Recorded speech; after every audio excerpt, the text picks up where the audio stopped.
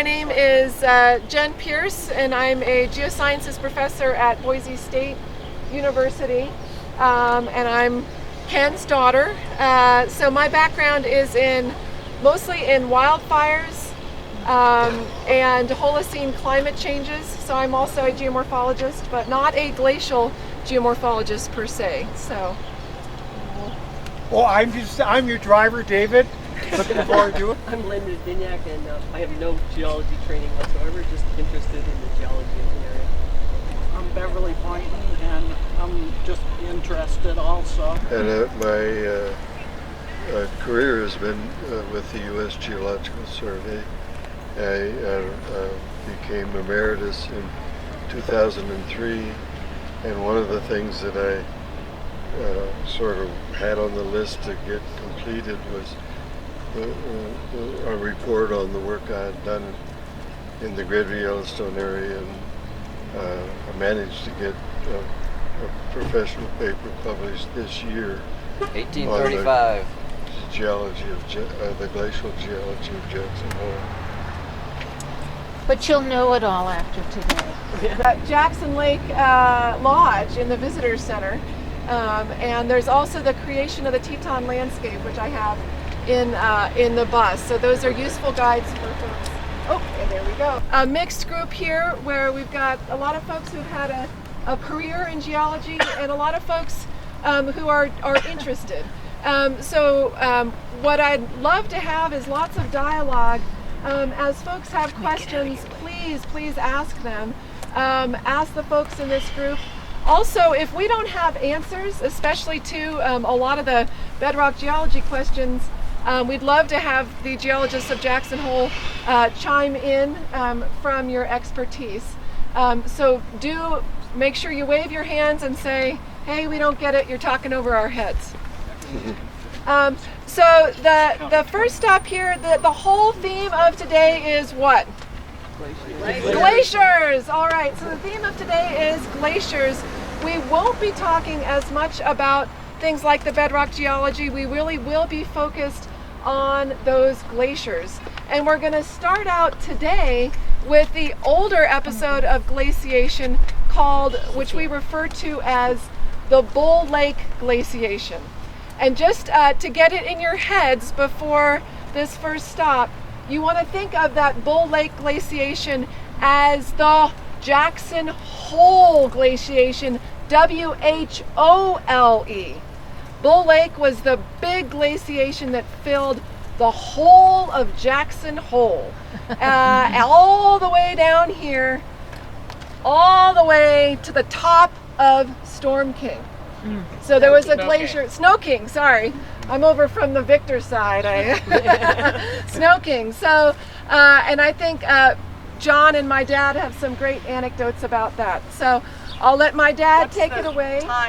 The time is 150,000 years ago. 150,000 years ago, which of course to geologists is young. That's baby ages. But for glaciers, that's the second. We're going to talk about both the Pinedale and the Bull Lake. The Bull Lake is the older of the glaciations. So when the Bull Lake came through here, how much ice was above East and West Vermont Buttes? Yeah, East and West Vermont Buttes are glacially streamlined by the south-flowing Bull Lake Glacier.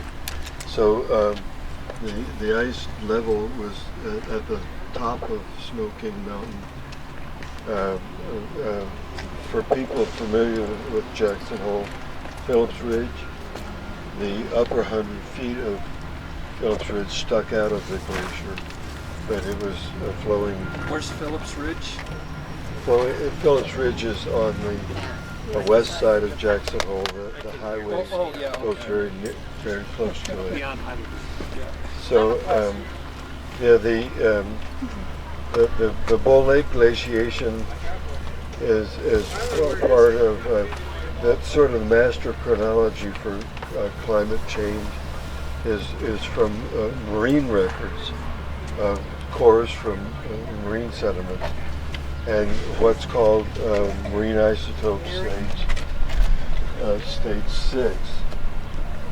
goes from about 190,000 years to 130,000 years, and the Bow Lake glaciation fits into that time.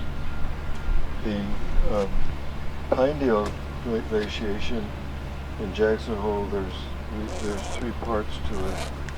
The earliest part, the terminal moraines, are about 20,000 years old, but in Jackson Hole we can only date the terminal moraines from the local glaciers that came out of the Tetons. One thing that is going to be a recurring theme of the day, even though the Tetons are spectacular range, and the glaciation of the Tetons is quite important, and moraines are piled up at the base of the Teton range. We're also on the southern margin of the greater Yellowstone glacial system, and this diagram, this shows the total area covered by ice in the last and the preceding glaciations. Yellowstone Park is in this area here. North of Yellowstone is the High Beartooth. Also east of Yellowstone, southeast, is the High Absarica Range. And here's the Yellowstone Plateau. Jackson Hole's this area here. And the last glaciation culminated at about 20,000 years over here at the mouth of the Clark Fork Canyon at the edge of the Bighorn Basin. But the big advance that scooped out Jackson Lake and deposited a large outwash stream is about 5,000 years younger. And one of the themes of today's field trip will be these different phases of the last glaciation. Ice burst from the High Absarica Range flowed down into Jackson Hole about 20,000 years ago. And at that time, ice flowed up the Snake River drainage towards Yellowstone. It wasn't coming out of Yellowstone. But then ice built up on the Yellowstone Plateau and the Yellowstone Plateau is not quite high enough to generate glaciers, but as soon as ice built up on the plateau, it became high enough and then became a major source of ice flowing into Jackson Hole. Let me just take 2 seconds here. Can folks in the back hear my dad? Okay, great. Good.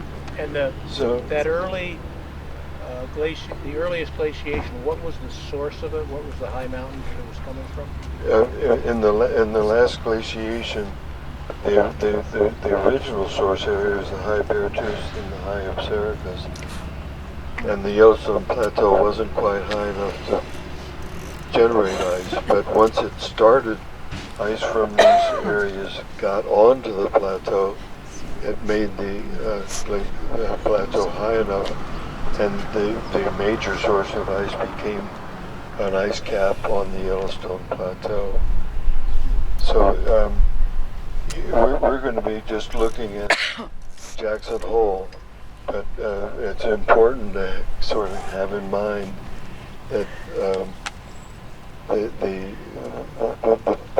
big glacial features in Jackson Hole are associated not with the Tetons, but with the southern part of the greater Yellowstone glacial system. And why do you say that those Pinedale ones then can only be dated by the Teton Glacier? Features can only be dated by the glaciers from the Tetons? Yeah, is that what was said? I think so. That prior to another theme of the day is we've got some great new cosmogenic dates for a lot of these glacial advances. Before that, before the development of cosmogenic dating, the way that my dad mapped these glacial features in this area was through relative age dating and the position of different features. So that might be what he was Think of it as referring to. what cut what. Yeah. And Yeah. I know that we did have some other questions back here. Yep. Just really quickly, how do you determine how high up Snow King the glaciers went? Okay. That's good. On Snow King Mountain, you probably can see the two antennas on the top. That part of Snow King was not covered by ice, but everything like the divide to the right of that, there's glacial deposits in that quartzite Is there, erratics. Ken, is there any scour? And, There's no scour, right? But just deposits. If you go up Cache Creek, there's a divide at the head of Game Creek, and that through that divide, abundant bull lake ice poured as well. And actually, John Good, can I bug you to tell an anecdote that John just told me before the trip about the little the gravels up on Snow King. So. Just to say they're there. So it's from those real close observations of those deposits. So. It's glacial debris. You can see it. Did you see any striations on the top of Snow King? No, but one thing that we can see, looking in the direction I'm pointing, on the north side of Cache Valley, to me that those meadowlands up there look glacially streamlined. Yeah. So the ice is moving from left to right across that terrain. That's almost like a striation. You can see striations on Blacktop Butte, on the top of Oh, yeah. Blacktop Butte. And this, you want to talk about this figure, Dad? Okay. This is a map showing the extent of bull lake glaciation in Jackson Hole. Here's I the think that can folks still hear? Okay, great. Can that go higher? Yeah, It can. I think it might have just cut out a little bit. So. This or that? Oh, the map. The map. Oh, the map higher. There we go. There we go. Great. okay. Is that okay? We're at the town of Jackson here. Here's the glacier topping parts of the Storm King Mountain. Snow King. Yeah. Yeah, Snow King. And part of it, the last the Bull Lake glaciation filled all of Jackson Hole and advanced down the Snake River to the southern part of Jackson Hole. A lot of the cosmogenic ages come from boulders. Those that from Jackson Hole may be familiar with the Red Top Meadows area. That area is full of granitic rocks that came from the Tetons and were carried by the Bull Lake ice about 150,000 years ago into the Red Top Meadows areas. So these are contours on the ice surface. This is the 7,000 foot contour, 7,500 foot contour, 8,000 foot contour. So in this area here we're between 8,000 and 8,500 and 9,000 foot contour. And the ice is rising towards Yellowstone. So this map shows what we call, kind of making a fun of it, the Jackson Hole glaciation, W-H-O-L-E, about 150,000 years, as particularly determined by cosmogenic dating of boulders in the Red Top Meadows area. What's cosmogenic dating? Yeah, cosmogenic is a new type of dating. If a boulder is quarried by the glacier from depth and then carried by the glacier and deposited as a boulder on the moraines, it sits out and is exposed to what's called cosmogenic rays, which are come from space. It's a fairly constant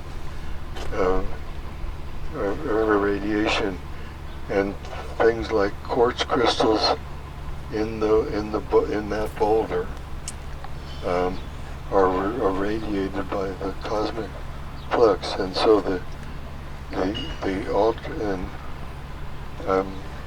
one of the things, silica that's in the quartz, is converted to beryllium-10, and so the total amount of beryllium-10 is proportional to the age. The older the boulder is, the more it's been sitting out exposed to cosmic rays, the more beryllium-10 it has. So this is a dating technique.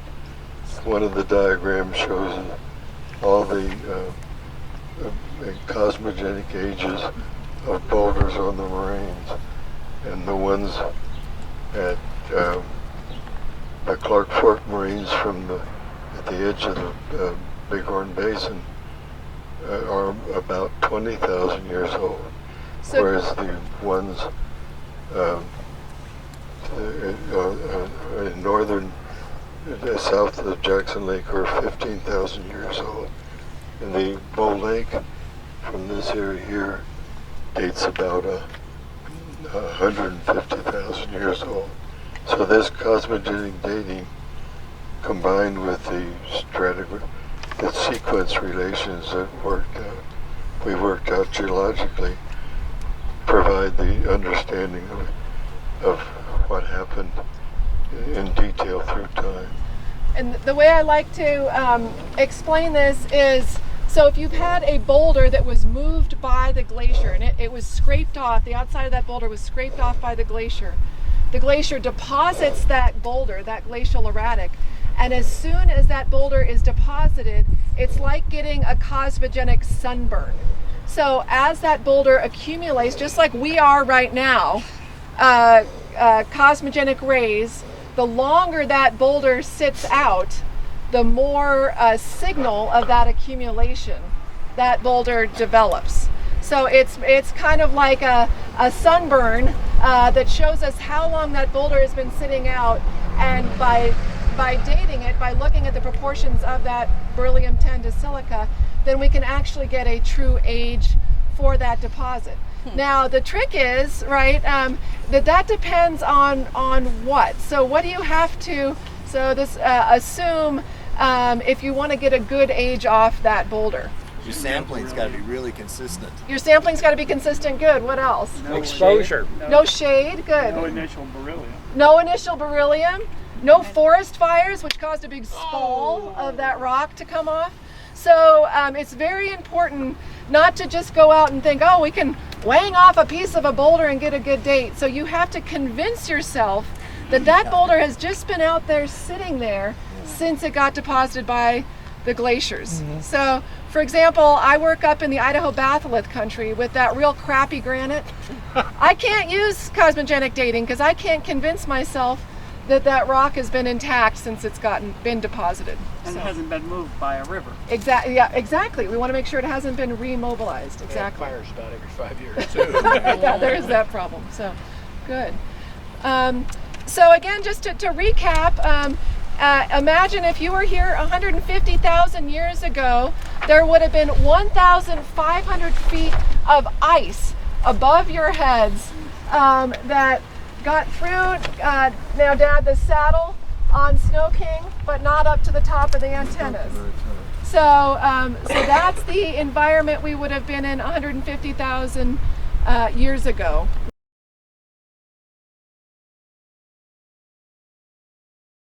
You can't hear, get closer.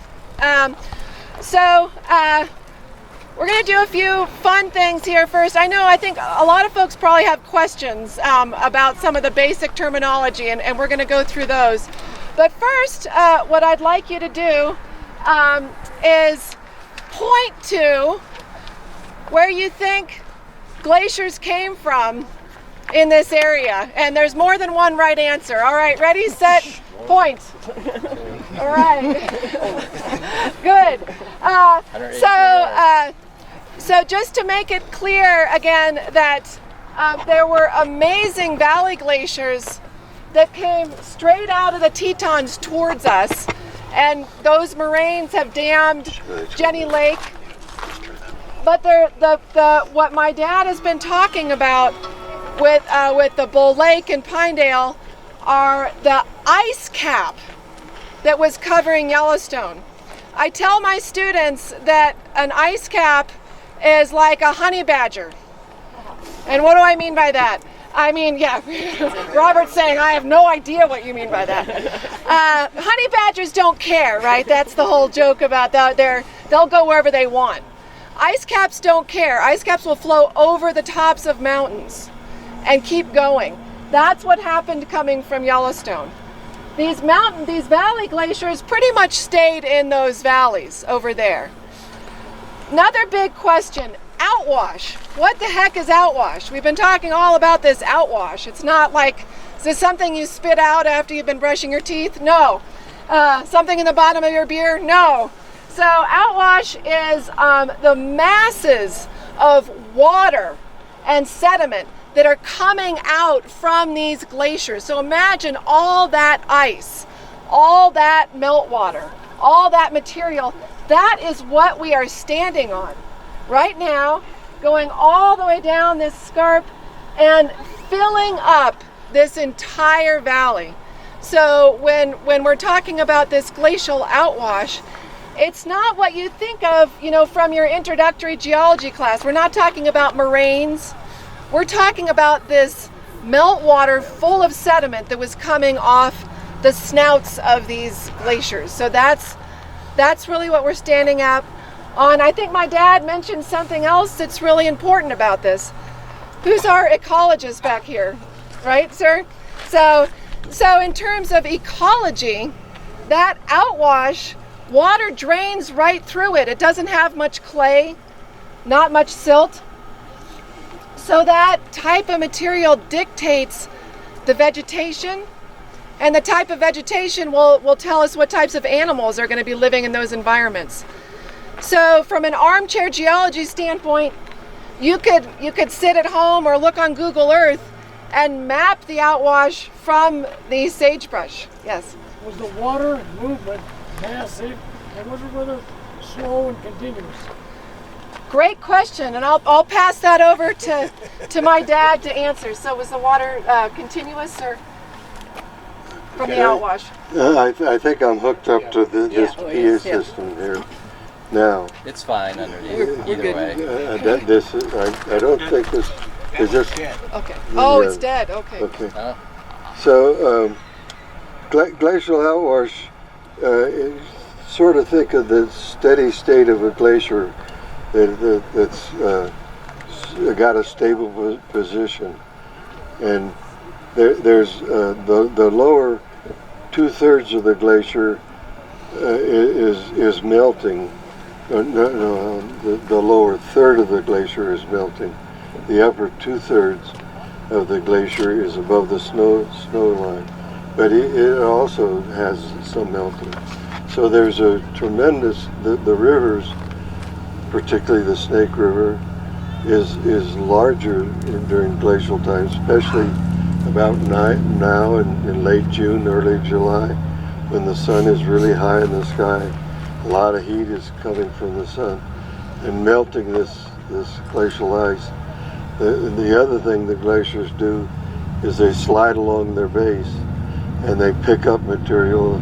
They material avalanches the sides of the glacier, get debris in them, and this debris that's in the glacier gets washed out of the glacier by the streams coming out of it, and that's what is called glacial outwash.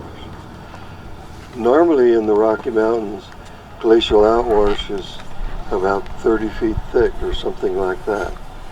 It's not, but here in Jackson Hole, it's 100 to 300 feet thick. So glacial outwash is the major part of the story in Jackson Hole.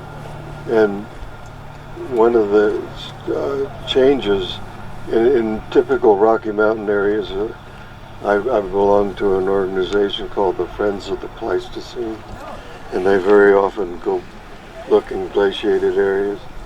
In typical glaciated areas, the glacial moraines are how people talk about, and the outwash surfaces are sort of secondary. In Jackson Hole, I'm going to be talking mainly about the glacial outwash levels, because that is the major landscape feature. The glacial moraines are either buried by Pinedale outwash or almost buried by Pinedale outwash. So the outwash is the better creator of the age relations and the geologic relations in Jackson Hole compared to typical areas where the moraines are the kind of primary feature. It looks like there's a question back here. The outwash, is it ice then, or is it liquid? Oh, it's liquid. Glacial outwash is just, imagine the Snake River and probably multiply by 2, and that's a very vigorous stream. It's also what we call a braided stream. It would be continually depositing, building up outwash gravel material, and it'd be a normal water-rich environment, but an anastomosing braided stream building up through time. So the glacial outwash is here 100 to 300 feet thick compared to about 30 feet in typical Rocky Mountain areas. So Yes. can you tell us which terrace is which at this stop? And are we at the same level as the highest terrace over there? Okay. We're standing on the Pinedale 2 terrace, and that. And when you say 2, is that 1, 2, and 3? Which is older? 1 is oldest. 2, 3. So, and this outwash actually comes from the direction I'm pointing. We can't really see it. It's above the trees. It's coming from the south end of Jackson Lake. The Pinedale 1 terrace, if we turn around and if I can see it, do you see in the shadow a low escarpment? Yeah. About Kind of behind the buses, yeah. 15 feet high. That is the undercut stream scarp of the Pinedale 1 outwash. The Pinedale 1 outwash comes from the direction that I'm pointing with the pointer here, so a very different direction. The next 2 stops will be on Pinedale 1 deposits, and they come from the high Absarica Range to the northeast of us, and the high Absarica Range, the main drainage and the main glacial lobe coming out of that country is the Buffalo Fork lobe. So, just to recap, we had a really good question over here, though. So, can you tell me say your question again? So the question was, what terrace number are we standing on, and what are the terrace numbers that we can see across the valley here? And are we standing on the same one as it looks like is the highest one across the valley? Okay, so this gets at something we were going to talk about at the next stop, but I think we should talk about it now. So, as a geomorphologist, I can, and I was standing over here, and tell me your name again. Cynthia. Cynthia's looking over there, and she's saying that looks like it's the same elevation. So if you were being lazy, you would say, okay, the same elevation. Do we think that that's the same age or not? I would. Yeah. So as a geologist, you say, okay, I think this is the same elevation, must be the same age. But my dad is not a lazy geologist, and so he actually, of course, went over there. And what could you use to try to tell you yes or no? Is this the same age? It's the same elevation, but we're going to go check it out. So what would you do over there to tell you whether or not this was the same age? The dating you talked about. Dating? Okay, let's pretend we don't have $10,000. What else? We have to do cross-cutting relationships. Okay, cross-cutting relationships. Flow direction. Flow directions, good. Rock types. Rock types, very good. Where is it draining out of? Robert's got some good ideas. What else? What can you tell with a shovel about a surface, about its age? Soil. Okay, soil development. Good. So all those things tell us that no, even though this is the same elevation. Actually, it is the same age. Or, that's what I'm. Oh, I thought that was the next. This one is the same age. Yes. Oh. But at the next, I blew it. I thought I was going to be helping. Right. Okay, over here. Yeah. Stop 4. Next stop, we'll be able to see the next surface. Yeah, at the Snake River overlook, the same arguments apply, but the terraces aren't the same age. Then their source directions are different. The older terrace that we're going to be standing on at the Snake River overlook came out of the east, whereas across the valley, again at the Snake River overlook, the outwash came out of the northwest. So a very different direction. Whereas here, the terrace surface slopes the same way. So we have what are called Paris terraces.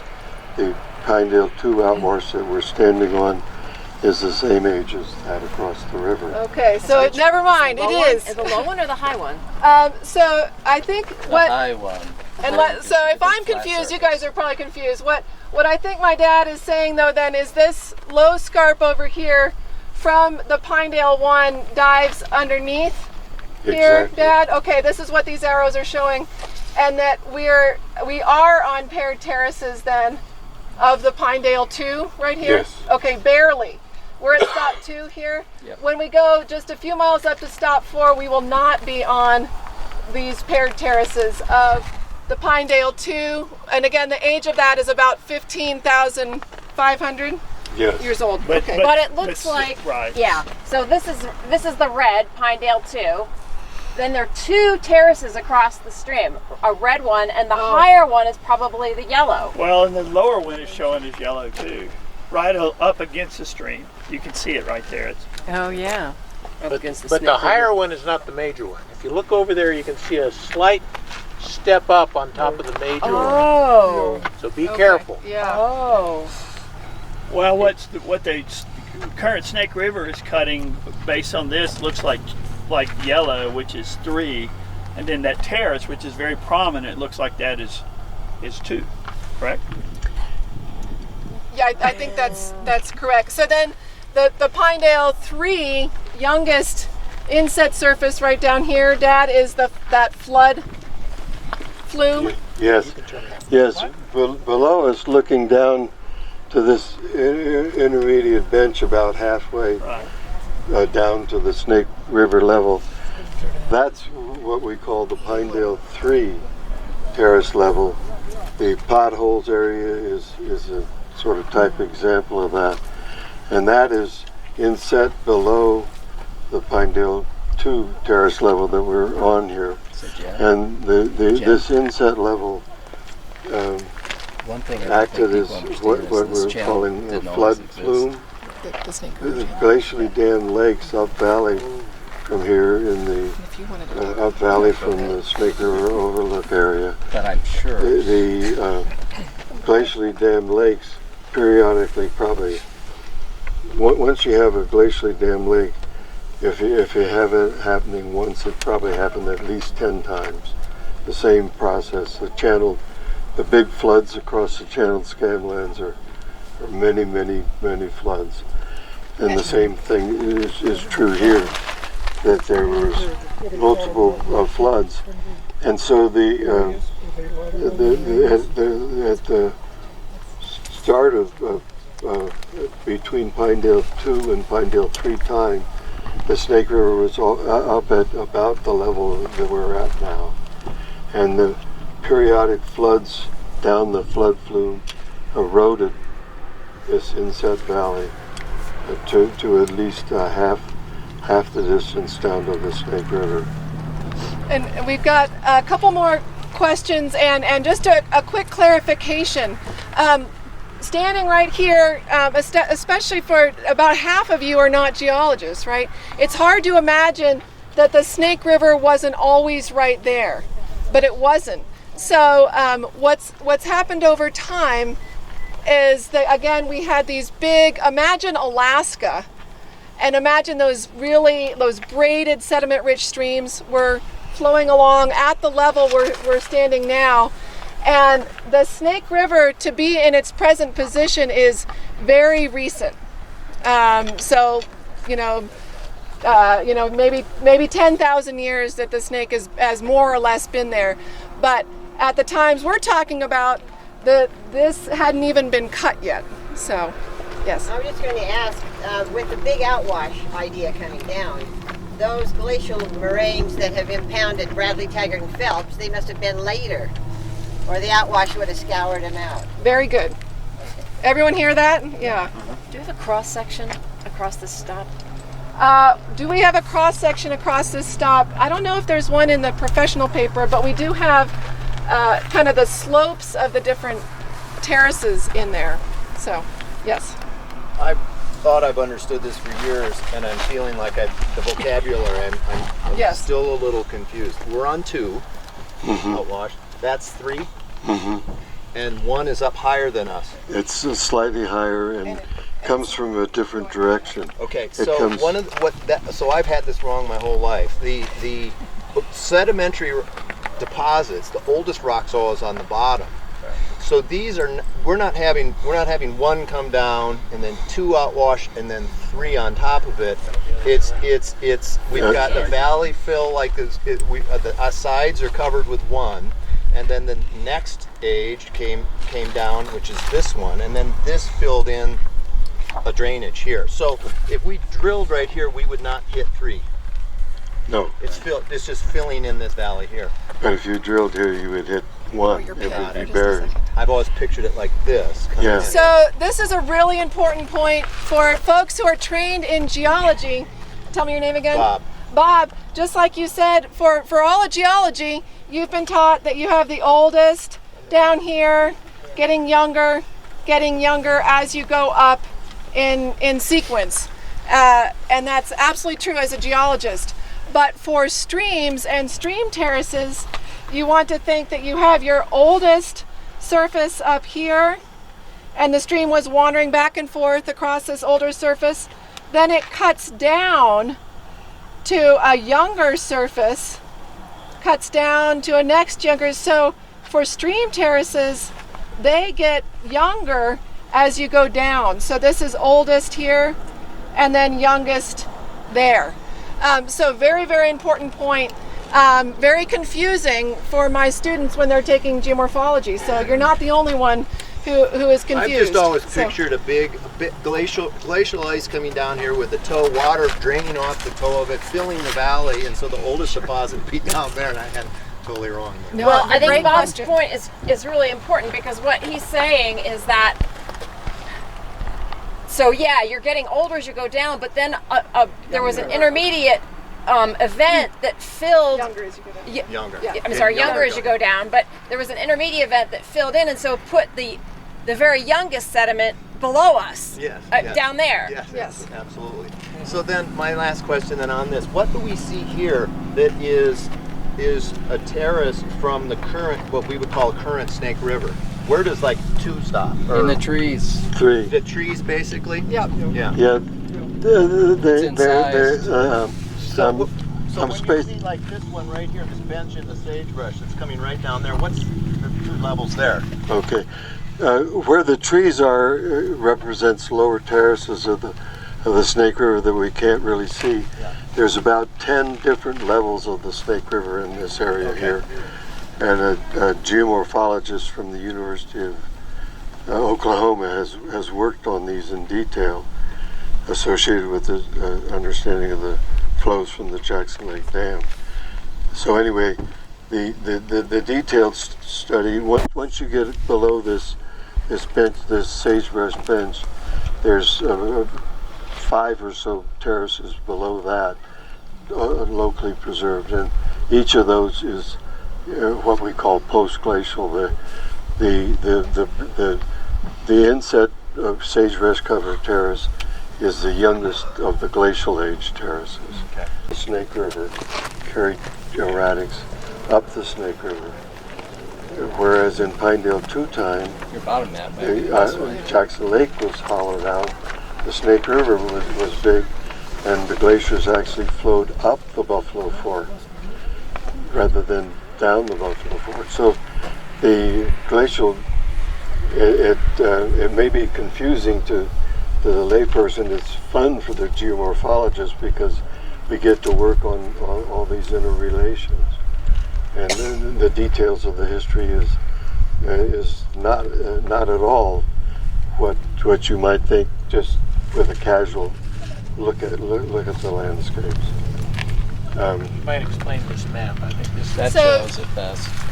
So yeah, and just to take again a step back for folks who feel like they're getting lost, what my dad's talking about are these very complicated relationships between outwash from different areas of different ages.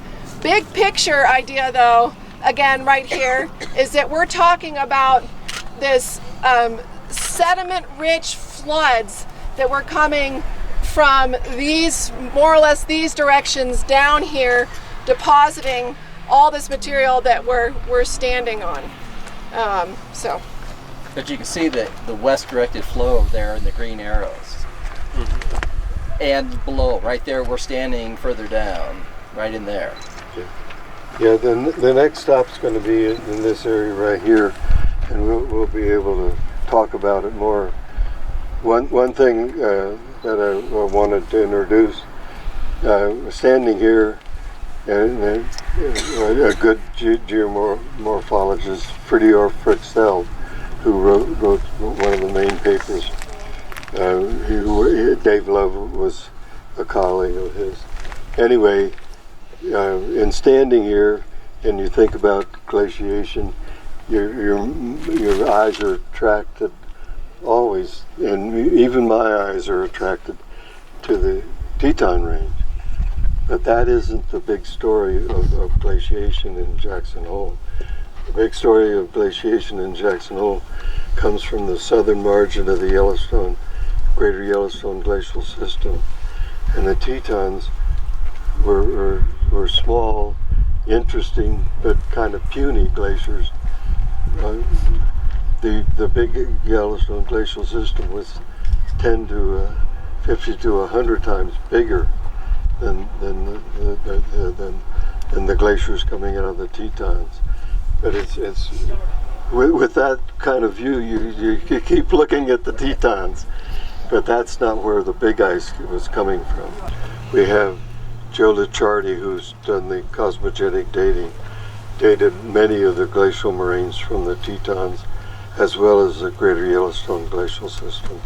So in those ages, sort of intermingled with the geomorphic sequence understanding, which with complications such as terraces get younger as you go down, whereas rock gets younger as you go up. And these geomorphologists play a very different game than bedrock geologists as far as determining sequence.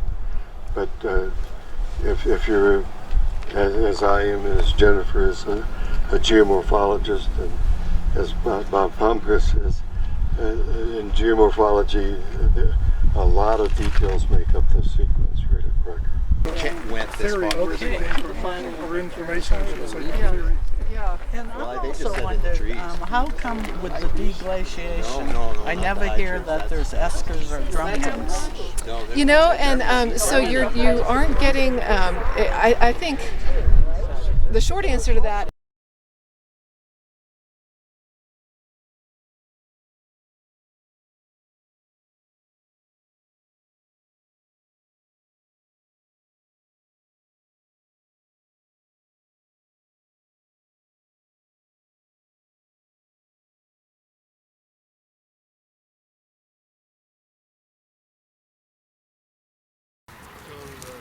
Thinking about what is this?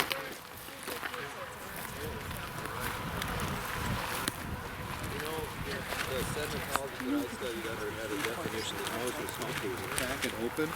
A quartzite will crack across the grain. Each grain and along with the main. And saw just all the incredible growth in the burn. And then we walked down below it, closer to the creek where it hadn't burned, and had this wonderful.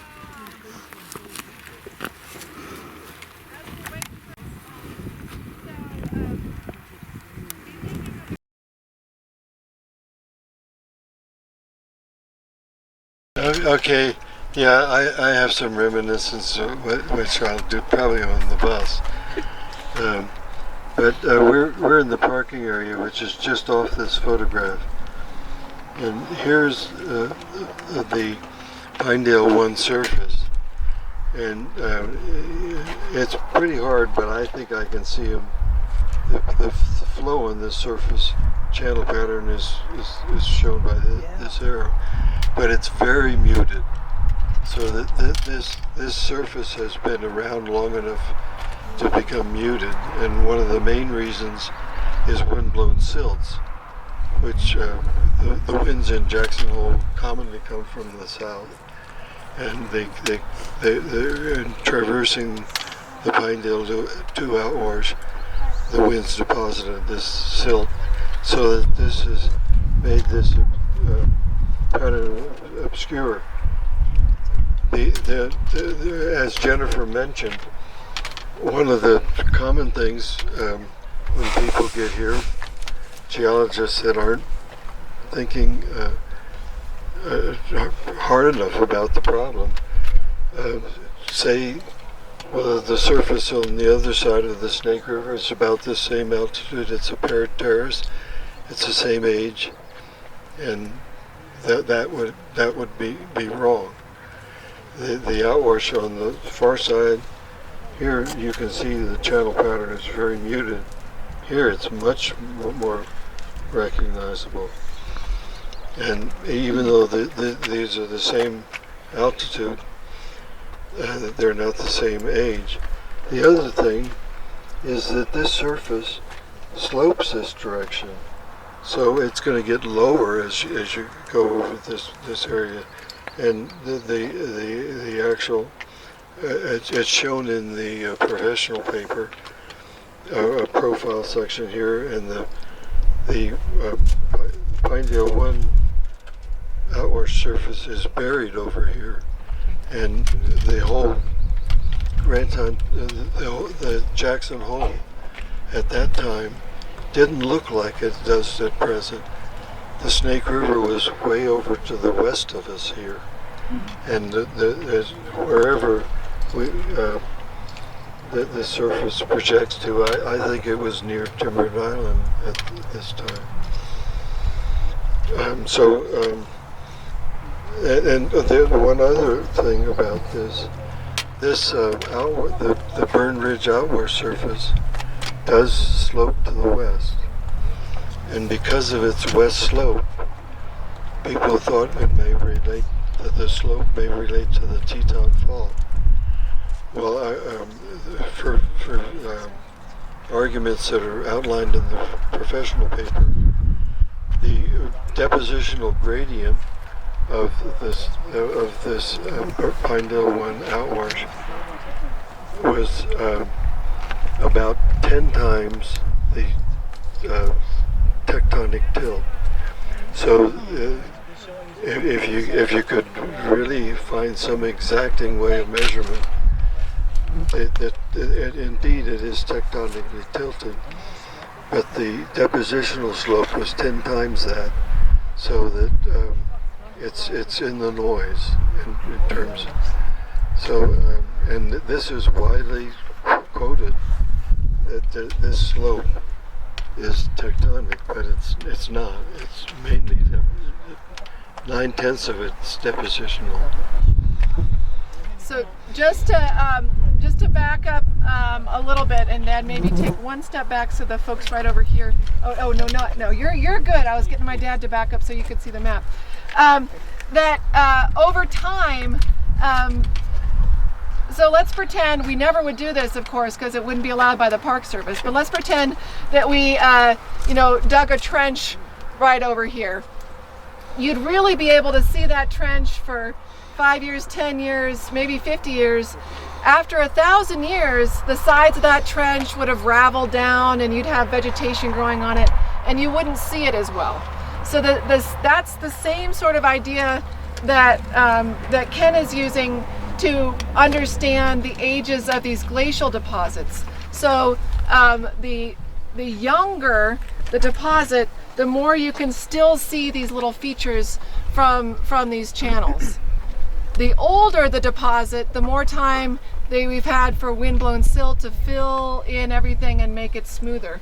So even without using cosmogenic dating, which of course wasn't available to my dad in the earlier years, you could use those characteristics to try to tell the difference in age between these deposits.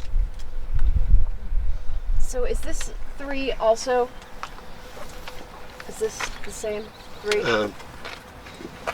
Yes, that is. That is inset. So that's right there. Yeah, and that actually, there's a feature called the potholes, which is a little sort of in the direction I'm pointing further up that surface. And this is a feature called Burn Ridge, which at the time was probably burned, but it just reforested. And as you can see, there's quite a difference in the elevation between this surface and this surface. As we look across the valley, the low bench is the Pinedale 3 outwash, and the higher bench is the Pinedale 2 outwash. And there's, in detail, there's an inset channelway on the Pinedale 2 surface, but it's not an age. What caused the potholes? Okay, the potholes are the same thing as we looked at the last stop. They're kettles. And they're in Pinedale too? Yeah, the potholes here are in Pinedale 3. Buried ice blocks can occur. There's some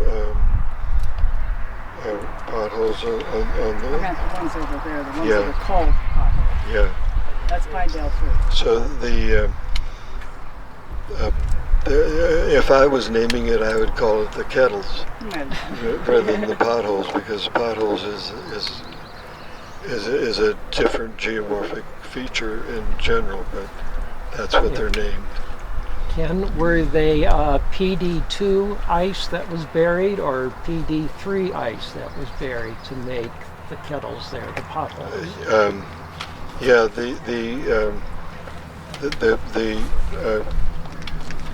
the ice advance in Pinedale 2 time, it scooped out Jackson Lake, it deposited this big outwash fan, and it also, there was a lake just upstream from here. There was a lake, and a glacier that was sloping probably a tenth as thick as the glaciers normally slope, slid across that lake sediment, and on the lower bench, not the bench we're on, but the lower bench that the highway descends to, and in the early part of Pinedale 2 time, it advanced to that position, and then it receded towards Jackson Lake, and blocks of ice were buried, and the blocks of ice that were buried have a configuration in this direction, so that they seem to record recession of the ice front at multiple times, but the orientation of the potholes suggests that it was ice coming out of Jackson. So then- Jackson Lake area. So then these chunks of ice lasted for many hundreds of years for Pinedale 3 to cover Pinedale 2 ice. Yeah, exactly. Wow. Exactly. I threw out the number 3,000 years for the oldest kettle, and a very Bob Ruby at a Friends of the Pleistocene meeting when the Friends of the Pleistocene were suggesting that they would look at the time between it took for a block of ice to melt, and in North Dakota, he said, I think we ought to have a Friends of the Pleistocene trip to North Dakota to look at stagnation. And we've got a question back here, looks like. My reading tells me there have been multiple ice ages. What we're discussing here, all the way through, is the most recent. Great question. So, exactly right. There have been multiple ice ages, and if you look back in the cores in Antarctica, I mean, we've got records of glacial advances going back over 1 million years. What we're talking about here are just the last two big advances. So again, the start of the day was the Bull Lake 150,000 years ago. That was 1,500 feet above the town of Jackson. And now what we're talking about, if you guys don't remember Pinedale 1, 2, 3, that's fine. These are all, it's not fine, I mean, it's not fine, but it's okay, right? Because really what we want you to know is that we're talking about the last glacial episode, which was around 20,000 years ago. Great question. So Now the flowing of water and the great events that took place in that whole group of events would be, am I right, minuscule compared to Lake Missoula, St. Lawrence. That was a completely different order, much more. great, another great question. So question about Lake Missoula and the St. Lawrence. So same timing, generally same timing, but in terms of course, Lake Missoula has this, and the Missoula area and the channeled scablands has this rich history of outburst floods. Here in the Tetons, we have a very rich but different glacial history of giant slugs of outwash, and looking at what we see right in front of us that we can't ignore, absolutely gorgeous glacial erosional features with these U-shaped valleys in the Tetons. So same timing, different response. Yeah, great question. This Pinedale 3, the lower level of outwash here, if you normally along a river you find paired terraces, and we saw this at the second stop. In this area here, we don't have a terrace on the other side of the Snake River, and the geologic history is that there was a lake in here, and this gravelly outwash was prograding into that lake and moving the lake further to the down valley. So the lake was in this area here, and this gravel was prograding, or a delta-like feature was built into it.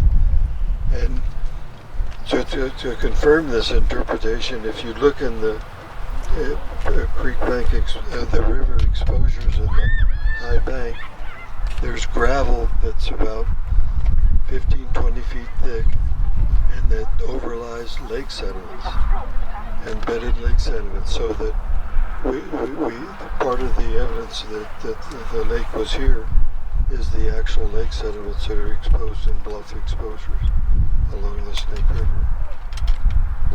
So as we're heading in the bus towards Triangle X, you can just imagine a big lake sitting there where kind of the Triangle X area is now. In this area here, we have deltaic sediments, some of which are white and very ashy, that span the highest delta is 100 feet above the lowest delta, and so that there was a lake in the Triangle X area, and it progressively the outlet kept lowering with these floods that I mentioned at the second stop. The flood, at one time, the Snake River High Terrace and the Burn Ridge Terrace were at the same altitude, and but they formed, and this is kind of an important thing. They formed the Pinedale two terrace slopes like this, and the Pinedale one terrace slopes like this. There's a low seam between the two terraces that's pretty much followed by the highway. It's also followed by this present Snake River.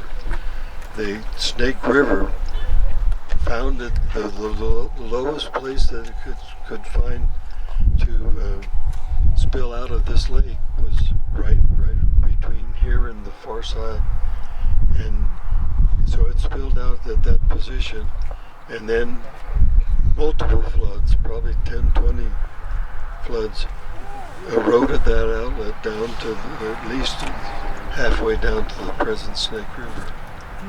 And at the same time, the deltas that were being built into this lake lowered 100 feet. Yes? Are there any obvious places where there might have been a waterfall? Here with the gravels, there probably weren't waterfalls. Some places where there are waterfalls is like on the Cascade Canyon side of Jenny Lake, with that steep rock escarpment. There's waterfalls, but you need resistant bedrock to make a waterfall, and these gravels weren't of that character. So great question, and again, just to take a step back for folks, I got some good questions at the last stop about, well, what about, Jenny Lake and what are those kettles, and what the answer to that is those lakes, those very scenic lakes that most folks have seen in the Tetons, the tourists will go to, those lakes are formed from glaciers coming out of the Tetons, and you can see right in front of us a beautiful U-shaped valley. That is an erosional glacial feature. We've been talking about deposits all morning, but that's different. That's formed from a glacier scouring out eroding material out of the Tetons, and when it came out into the open valley, then it deposited that material around its edges as moraines. Those moraines now form the edges of many of those lakes. So Jenny Lake, Lee Lake, those lakes have moraines that border them and enclose that lake.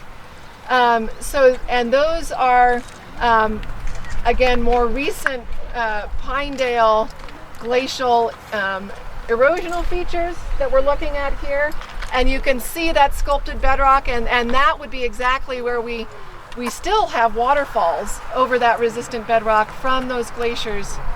And instead of the deposits that we're seeing from here really to the Tetons. And those deposits again are coming largely from this other ice source. So to project ahead to one of the later stops, we can see it from here. As you look at the trees of Burned Ridge, just at the left end of it, you look to the Teton front, and you see the Teton front lower than the highest tree is shaded. That's the Teton fault scarp. That's the first time I've seen it from here. But the Teton fault is on the lower part of the Teton Ridge, and we'll have a stop looking at that scarp. And the lighting may be good for seeing it in shade. But in doing geology along the Teton front, one of the obvious, very active factors is the Teton Fault.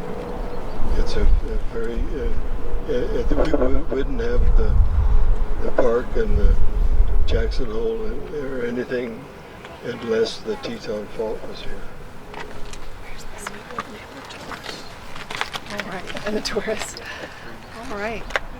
Other questions while we're here? So, to recap, this is the stop that I was thinking we were at earlier, where we're on this terrace surface, which, unless you were paying attention, you would think would correlate with the terrace surface on the other side, and it doesn't. So, you can say again these inset terraces of the Snake River, where as we go down, we're getting younger and younger and younger. Unlike the rest of geology, terraces get younger as you go down. Except for 3. We have a beautiful view of the glacial erosional features in these U-shaped valleys in the Tetons, and you can see that sculpted bedrock. But we're standing on and have been driving on these giant glacial deposits coming more or less from Yellowstone.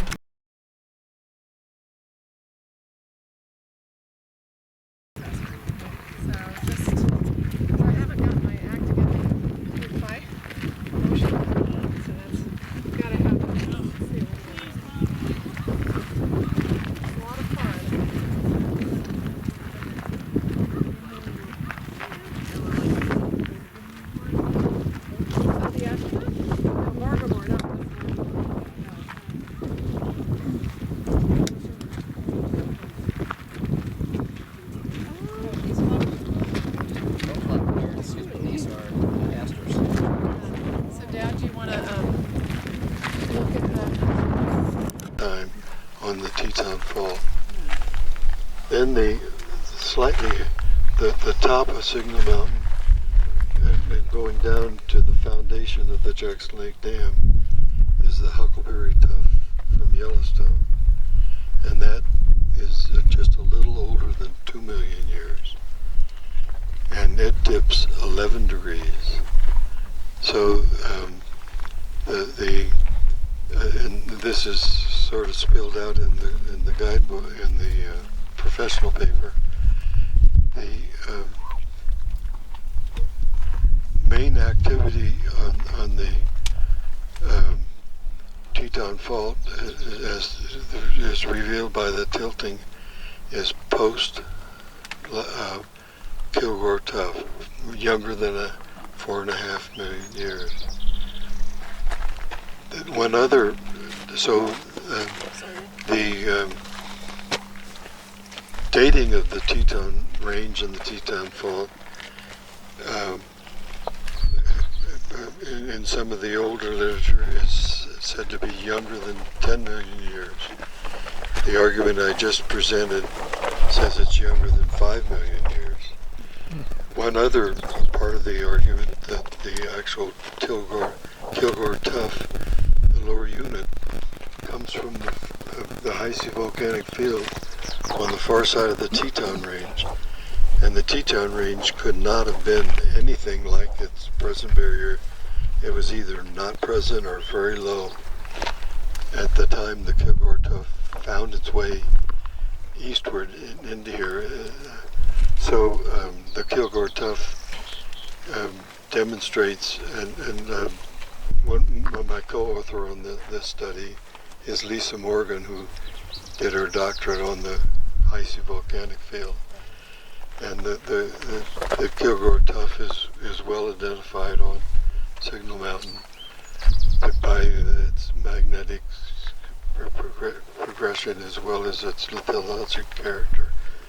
And so that is clearly the 4.45 million year old Kilgore Tuff. So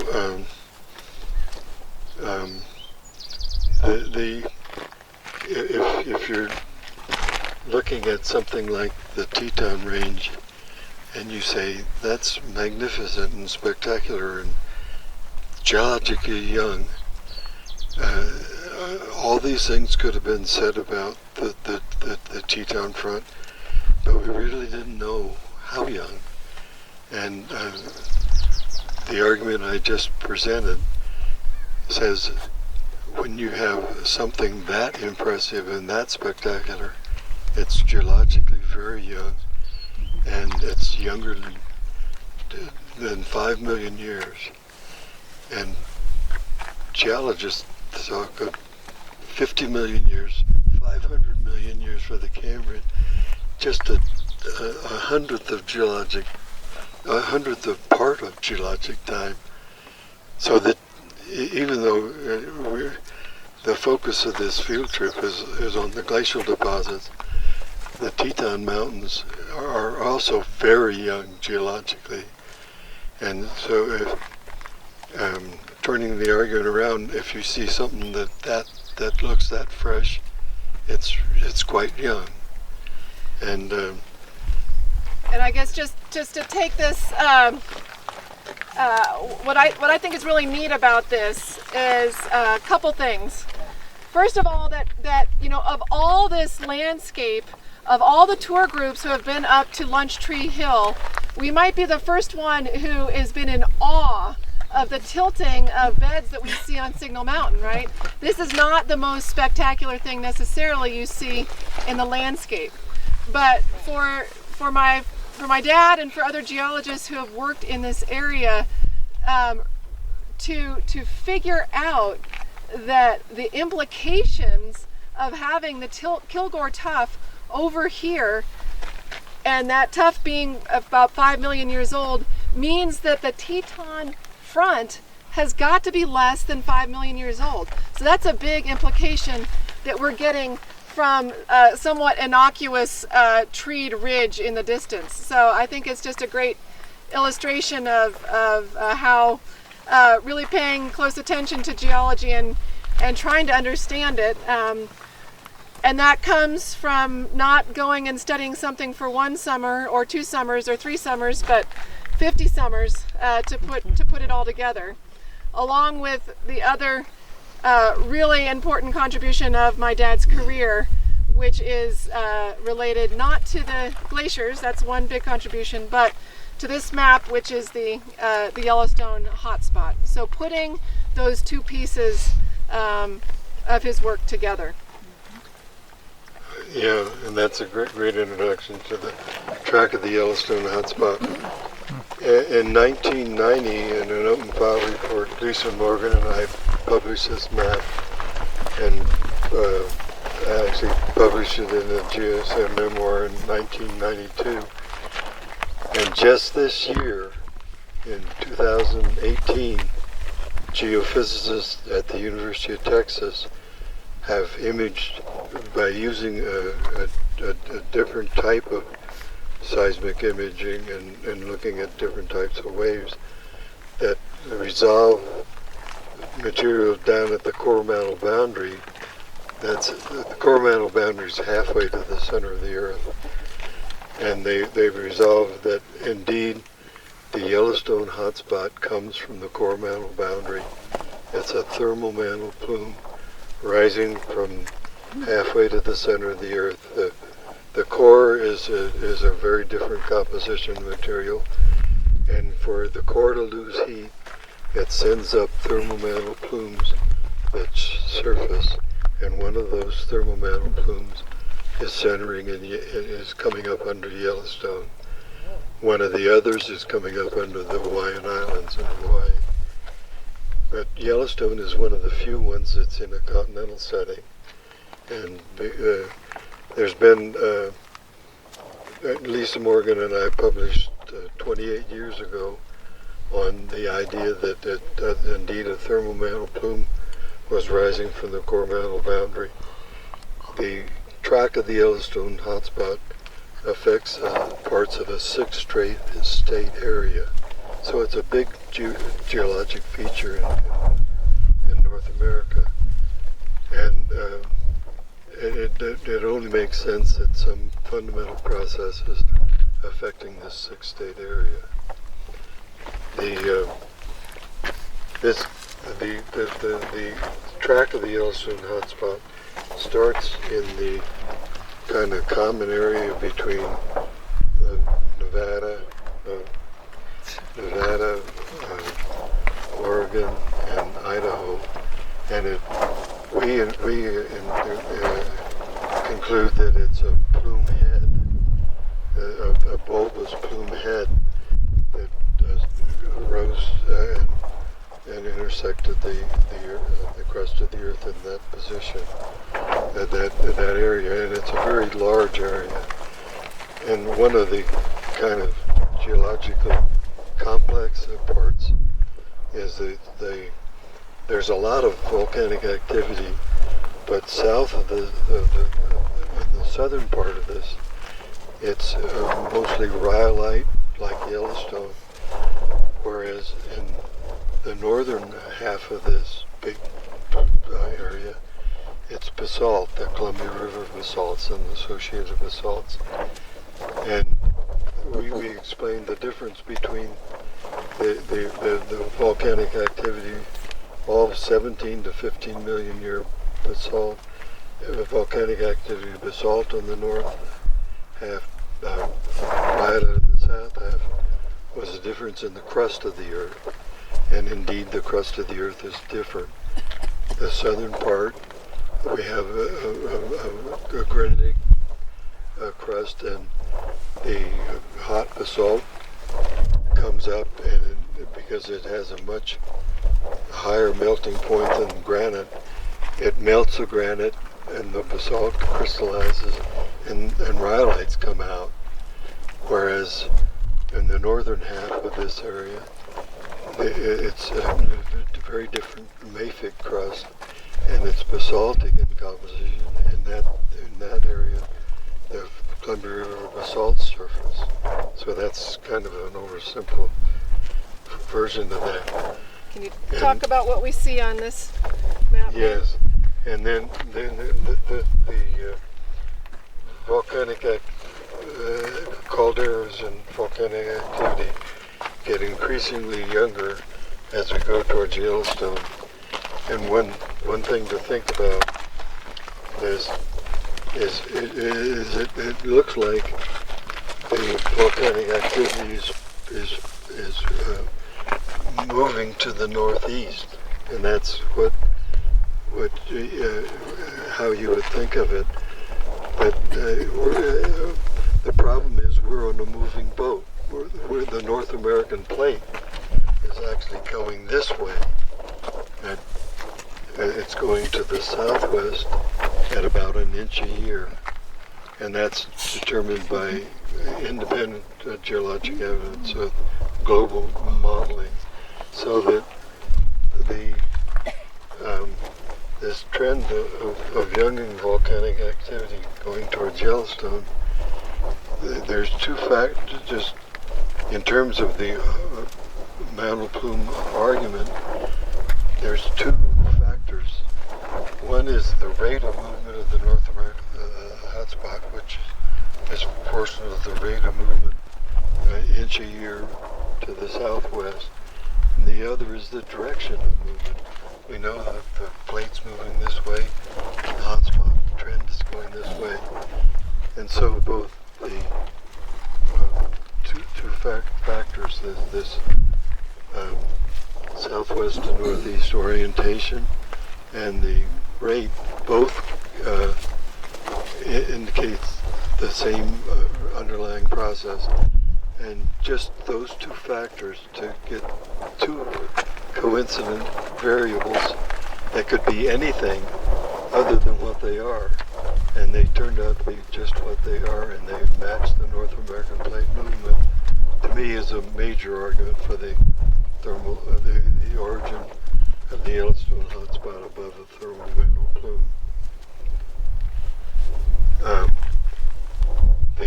In details, the Heisey volcanic field is the next older field than the Yellowstone field. It was just like the Yellowstone field. And the Yellowstone field is here. Yellowstone field started about 2 million years ago. The icy field started about 6.5 million years ago and ended about 4 million years ago. There was a 2 million year interval of rearranging the plumbing and volcanic melting all the volcanic units at the base of the crust. So in Yellowstone is here. And the reason I mentioned those, the two 6 to 4 and then 2 to 0 is people often wonder about, is Yellowstone going to erupt, and what's the likelihood of Yellowstone being erupting. What we can say from the history of the track of the hotspot is that Yellowstone is in the closing part of its activity. It may not be over, but we know geologically the North American plate keeps moving this way, and either something new is going to start in the Red Lodge area, or it's not going to. Maybe the mantle plume isn't capable of penetrating. That we're going on to a new type of Earth crust as we go to the northeast. So we don't know. But from a geologic perspective, Yellowstone's in the closing part of it, the active cycle, and the other unknown is we're dealing with much colder, more stable crust, and so it's going to have a harder time melting its way through. So that's not a simple answer, but it's kind of a geologic perspective on the likelihood of Yellowstone erupting. So we don't know what's going to happen tomorrow, but in the long run, the Yellowstone field is in the later part of its cycle. Ken, where did your father have his summer field camp? Is it on his map? Your dad? Where did he do his summer work? My father worked particularly in the Bighorn Basin, in the Cody area, in Heart Mountain. And my dad was known as Heart Mountain Bill. We visited there. When I was in high school, my mother and my brothers, we visited your family. And the Heart Mountain Fault it goes from the northeast corner of Yellowstone to Cody in this area here, and it's a bedding plane or a subhorizontal fault, and it has puzzled geologists for many years about its origin. One of the more recent, the Upserica volcanics, which are 40 to 50 million years old, and the extensive volcanism in this area. The Heart Mountain Fault is quite extensively associated with this. The Upserica volcanics 40 to 50 million years ago. And one of the ideas is that there was a large volcanic edifice much higher than the present terrain, and like Mount Shasta has new evidence of a huge landslide that the northern part of Shasta spread out for the same kind of distances, and as a collapse of a volcanic edifice, a collapse of a huge volcano, and that's the latest ideas about the Heart Mountain Fault. But I think we'll have to try to stay on schedule here. So to summarize, before we roll up the map, which will be noisy, the big picture points. So why is the presence of the Kilgore Tuff over here important? For dating the Teton Fault. Good. So dating the uplift in existence of the Teton Range at all, because it had that came from the high C volcanic field, and it would to get this over here, it couldn't have gone through the Teton range. So that's, and again, to back up, we've been talking about, the oldest thing we talked about before now was 150,000 years for Bull Lake. Now we're talking 5 million years. So we've just changed our time scale considerably. Okay, but for geologists, 5 million years is still pretty darn young. I have a question. Could the fault have moved earlier and then just most of this had eroded down and this was just a second movement 5 million years ago? I don't know. That's a great question. Because clearly there was nothing there to keep the tuff from getting, nothing substantial to keep the tuff from getting across. And I'm just wondering how fast that could have eroded to allow, not too much of an impediment.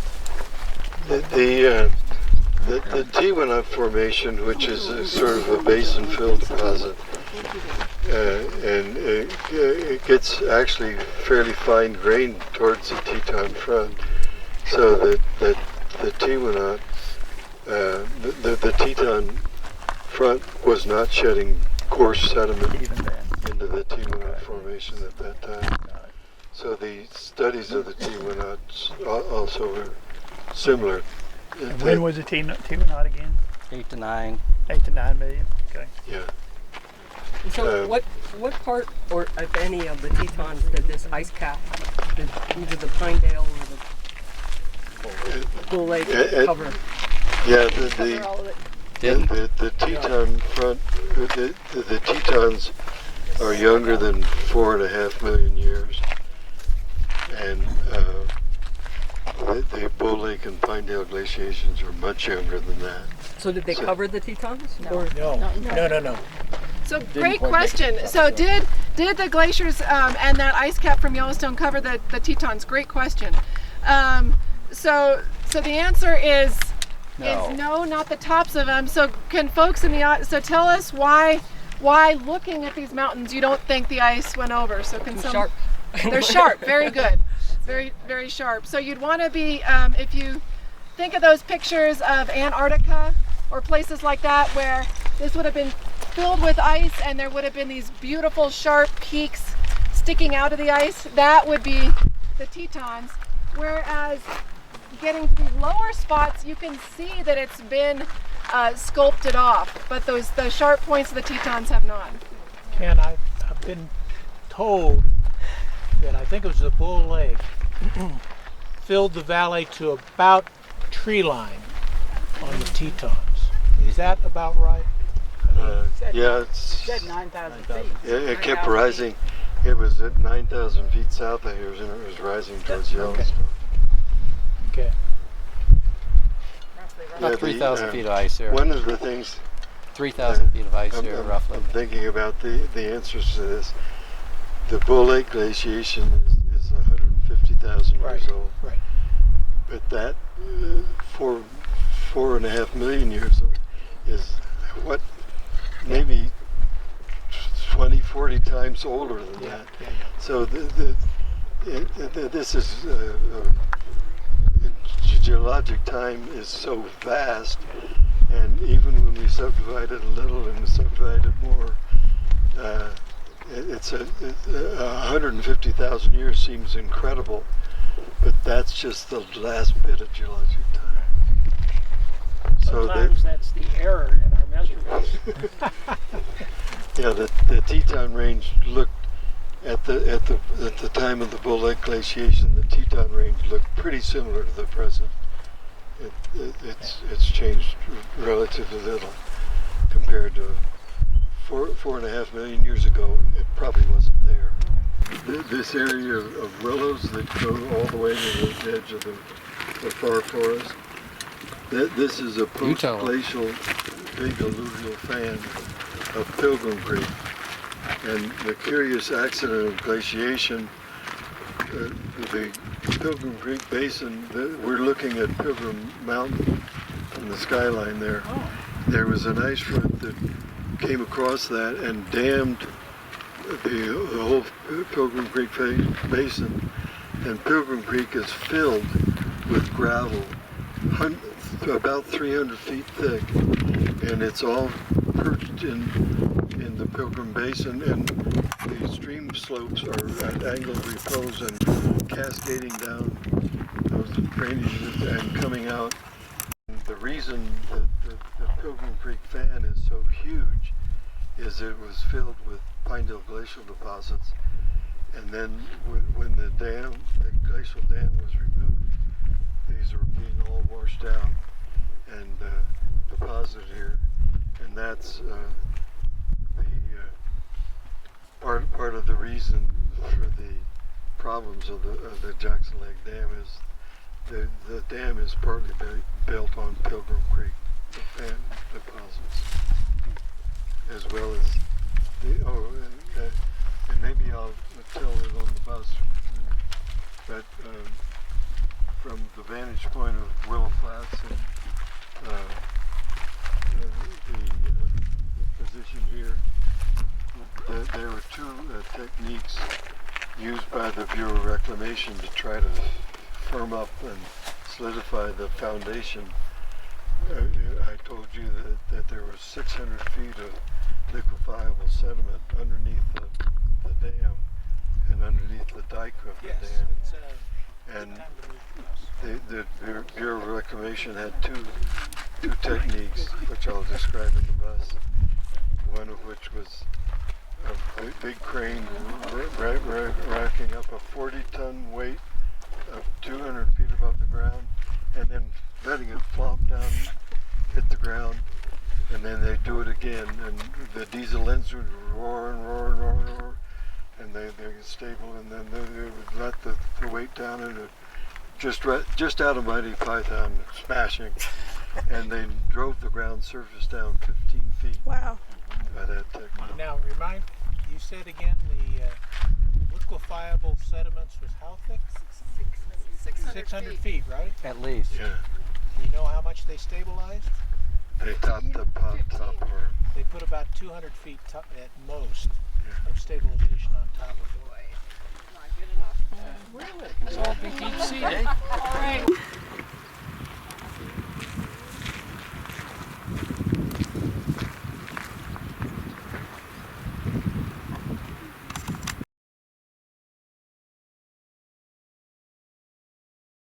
Strange things that we found in surveys of faulting of range fronts, that about 90% of the offset on the fault is the basin going down. 10% is the mountains going up. Everybody wants to think the mountains are raised by faulting. Geologically, by good surveying techniques, it turns out to be something different. In this area here, the whole area is uplifting by the Yellowstone Hotspot. So both the range and the part of the height of the range is the Yellowstone Hotspot. The faulting mainly explains how deep the valley is, and that's kind of a non-intuitive argument, but that's detailed surveying across many fault scarps, including the one in Idaho, the Burro Peak Fault Scarp. So anyway, you know the age of the fault? When that break occurred? It's not one offset, not one break. Okay, it's about 1 meter per 1,000 years on average. The 65 feet of stratigraphic offset, that's the change between the mountains and the basin. The 65 feet, an individual fault offset will be typically 15 feet, 10 to 15 feet. So if it's 10 feet, that's more than 6 offsets. If it's 15 feet, it's 4 or 5. So anyway, the Teton fault scarp has had that many offsets. One interesting thing that's come up by Swedish geophysicists is the rate of faulting has probably changed through time, and particularly as the glaciers melted, the faulting was quite rapid, and it's slowed down a lot since then. So one of the things that geologists that study faults had been thinking was the rate of faulting was constant, but in a place like Yellowstone, where we had this big ice cap weighting down the crust, flexing the crust, holding it down, and then disappearing and unweighting the crust, at that time of unweighting is when the rate of faulting would be the most active. So a more sophisticated answer to the rate of faulting is it was high in late glacial time and is diminished to present.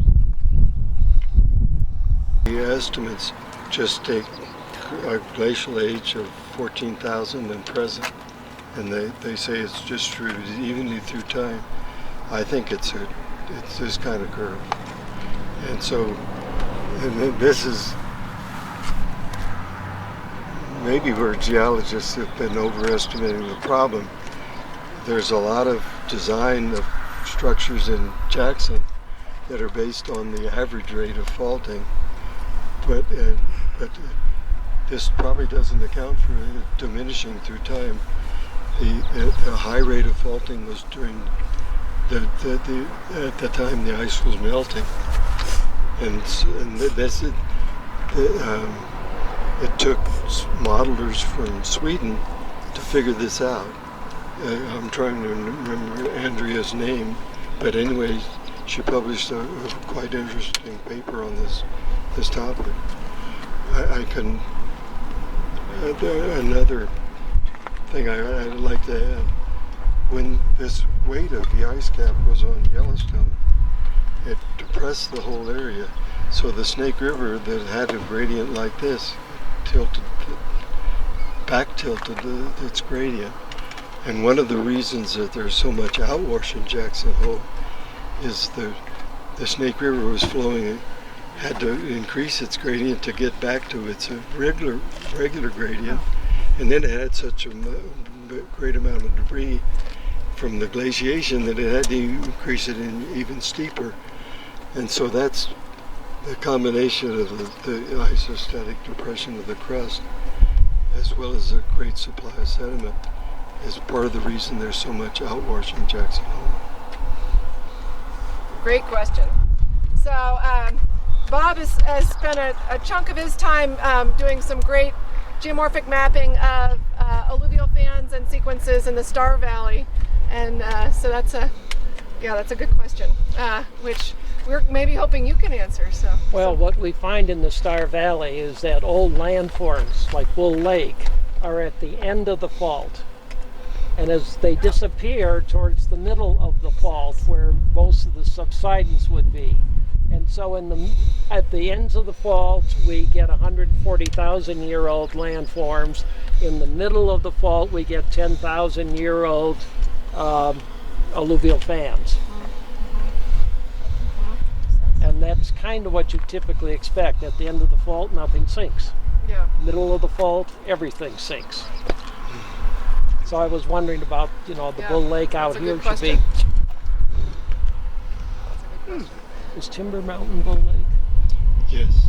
Can't be. Yes, John is a geologist. Wouldn't be a geologist without problems. And that's one of the central problems. Timber Mountain, which we'll be passing eventually. Timber Island. It has the classic Bull Lake signature, which is it has the southern part of it has 10 feet of loess on it, and at the base of the loess and at the top of the gravel is a very well-developed soil with red colors and classic Bull Lake morphology. So Timbered Island is a good example of recessional Bull Lake, and why it isn't under the landscape and sticking out is a remaining problem. And I don't really have an answer. Ken, are you familiar with the leveling work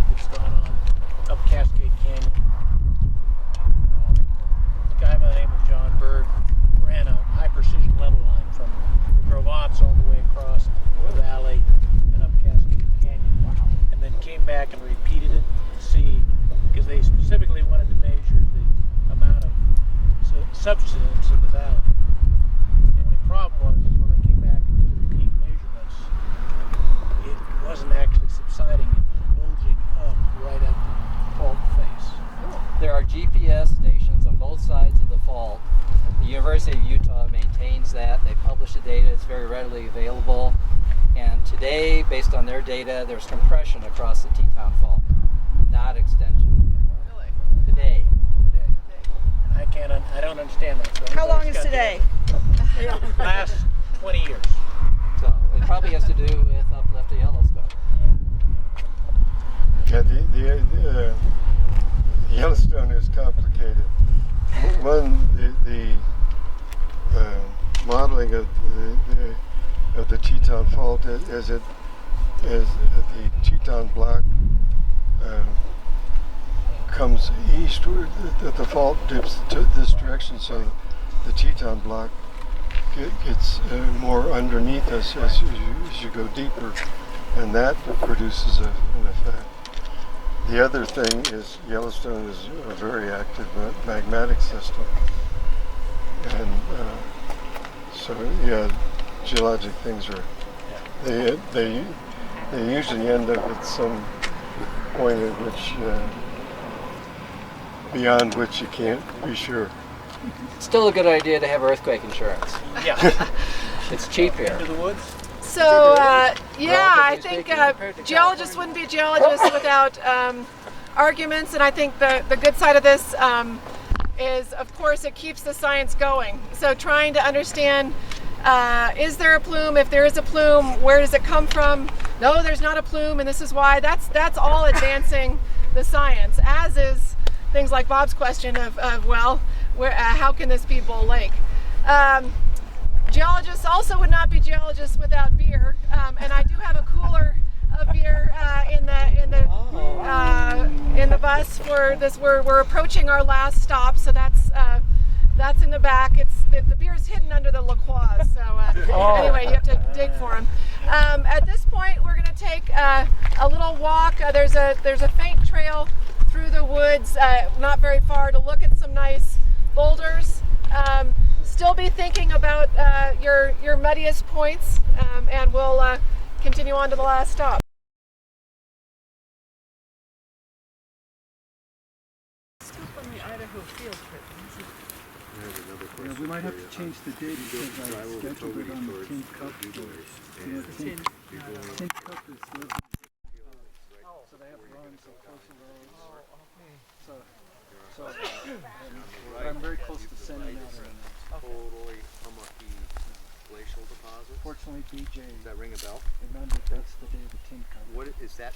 That's But he Pinedale emailed ice me that coming down off the yesterday. path. Oh boy.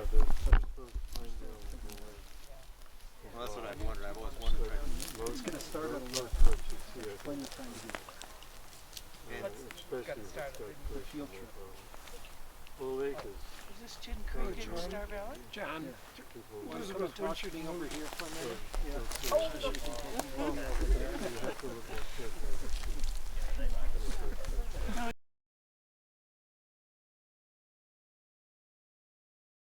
The key ones dating the Pinedale 2 are 15.2 thousand years, and those compared to a 15.5 thousand year age for the actual Pinedale 2 moraine boulder. So those are concordant ages within the limits of cosmogenic dating, and they both indicate that the furthest advance from the Yellowstone Plateau in this area was 5,000 years younger than the furthest advance from the greater Yellowstone system at the mouth of the Clark Fork near Cody. So that was the new finding that required explanation, and the main explanation has to do with orogenic snowfall. One of the things we find for the Clark Fork moraines, when the Yellowstone Plateau ice cap built up, that placed the glacier in the Clark Fork of the Yellowstone in a snow shadow, and it's shrunk to half its length in only 1,000 years. So the oldest moraines are almost 20,000 years. By 19,000 years, and it's shrunk way back. So we find so part of the leverage. Yeah, the Crandall Creek moraines, and this is another two-sided came. So these two-sided cames are very important to understanding the history. The Crandall moraines are only about 1,000 years younger, or 1,500 years younger. So that glacier had shrunk way back. At the same time, glaciers were growing. So there's obviously something different going on where glaciers are shrinking and glaciers are growing. There's got to be some explanation, and the explanation is the orographic effect. What does that mean? Orographic snowfall. The Sierras are kind of a great example of it. On the west side, where the rising air mass, there's deep snowfalls. The air gets wrung out, and going across the Great Basin, it's dry, and the country's dry. So with rising air masses that are particularly haven't been wrung out, there's deep snows, and the wettest part of West Yellowstone, the wettest part of Yellowstone Park, is it in the high mountains on the east side or north side of Yellowstone? Or is it in the plateau on the southwest side of Yellowstone? I'd say southwest. Yeah, even though the parts of Yellowstone are much higher, the wettest part of Yellowstone, the deepest snows, are in southwest, and that's orographic snowfall. The moisture comes up a conduit of the Snake River Plain, and when it rises onto the Yellowstone Plateau, it's wrung out. And one of the explanations, which I didn't know replied, I kept looking at the trees on blazes, and I wonder how they got 15 feet above off the ground. They were standing on horseback, on the horse saddle. They were actually did it in the winter. And they did it in the winter because the snow blazes, if they put them lower, and the trees wouldn't be covered with snow. So that part of Yellowstone has 72 inches of water equivalent in the snow. Whereas if you go at the same elevation to the lake area, it has half that snow, half that amount of water in the snow. So even in Yellowstone, it's very clear that where rising air that hasn't been wrung out it creates very deep snowfalls no matter what elevation, really. The other aspect of this, the farmlands at the upper end of the Snake Plain, they don't have to have irrigation. Anybody that's driven through Island Park in the winter knows that's a really snowy country. And that's because of this same orographic effect. So anyway, the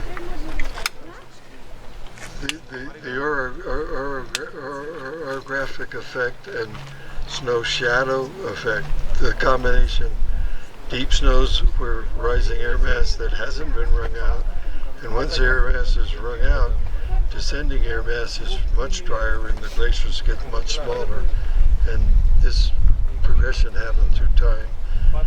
And Joe Licciardi and I just have a paper that we hope is about to be published by the Quaternary Science Reviews on this whole issue.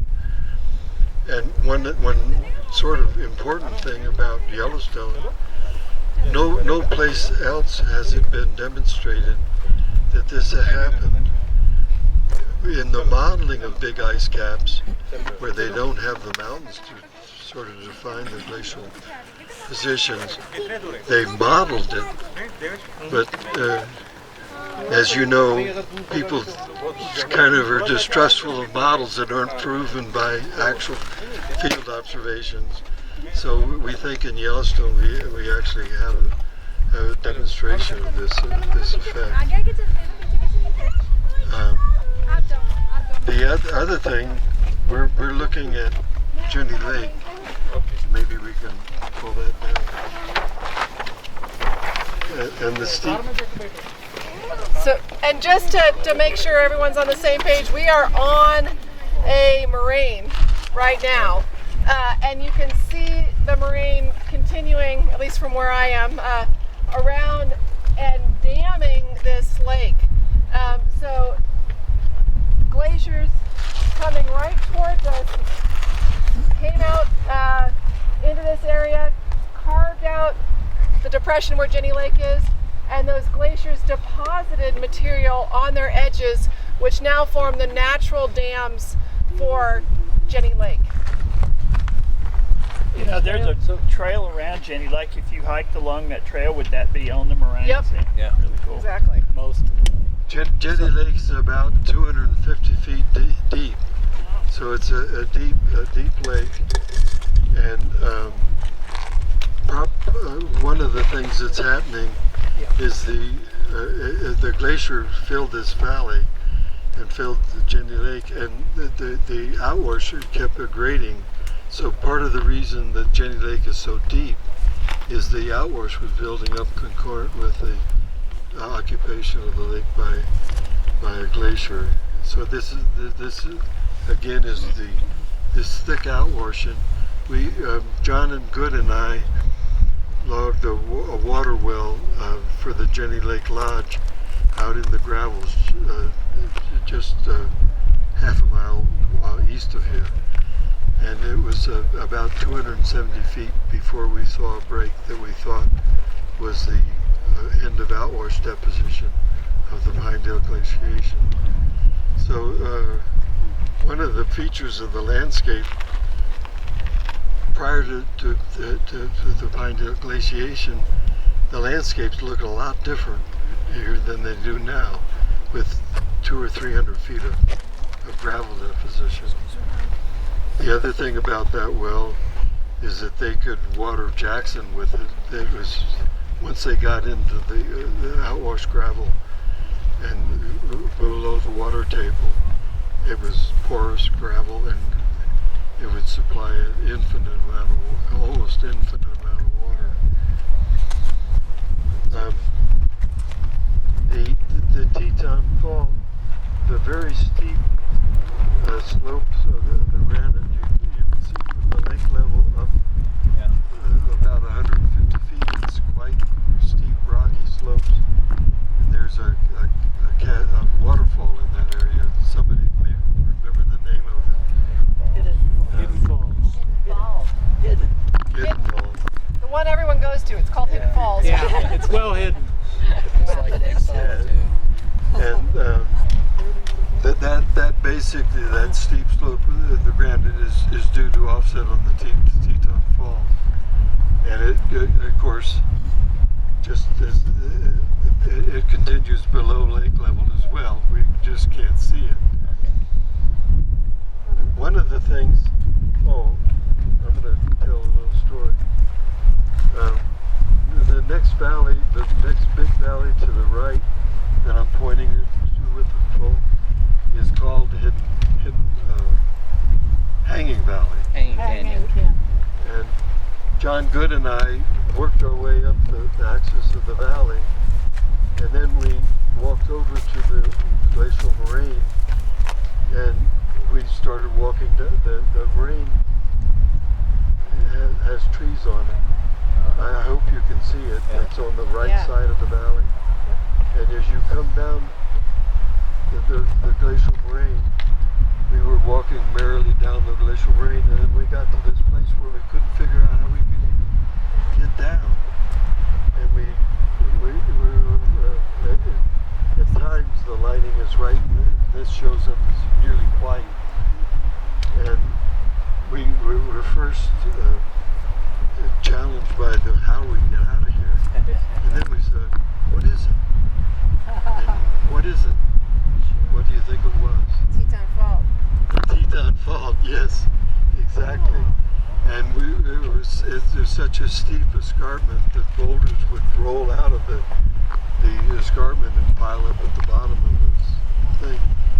And so the combination of how do we get down, we're at the Teton Fault. It's a joyous thing.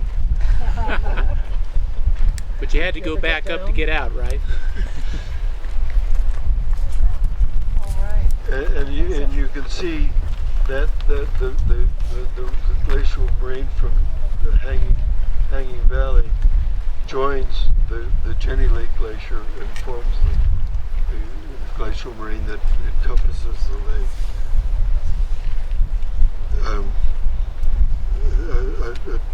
Derek Larson, I hope I got his name right. Darren Larson. Darren Larson. Occidental. Darren Larson has been coring Jenny Lake, right. And he's doing additional coring. One of the things is the Jenny Lake Basin probably records earthquakes on the Teton Fault as well as anything, and particularly it generates waves that result in sand deposits on the floor. And he has a paper very recently and is doing additional work, but he may be able to date earthquake events on the Teton Fault better than we have it dated so far. He'll be here in 10 days. Yeah, he's our next speaker. Oh, great. 10 days. Come on over. Does he do the cores in winter? Yeah. Because of the platform. Yeah. It's a logistics problem to get down deep enough to get to core. You have to have casing, so it's a fairly big hand operation to core these lakes. The archaeologists do that for pollen samples. They do it in winter. Yeah. Yeah. And